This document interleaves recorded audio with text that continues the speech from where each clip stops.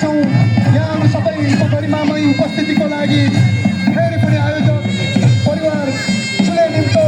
यहाँहरूलाई हार्दिक निमन्त्रण गर्दछौँ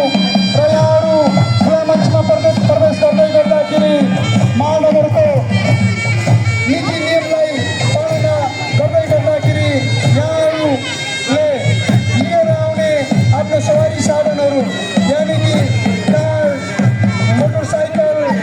जति पनि यहाँहरूको सवारी साधनहरूलाई यो नजिकैतिर कहीँ कतै पार्क गरेर यो खुला मञ्चभित्र प्रवेश गरिदिनु होला किनकि यो खुला मञ्चमा कडा रूपले सवारी साधनलाई चाहिँ निषेधित गरिएको जानकारी यहाँहरूलाई गराउन चाहन्छौँ र योभित्र फोहोर चाहिँ जथाभावी नफालिदिनु होला। कृपया यहाँहरूले आफूले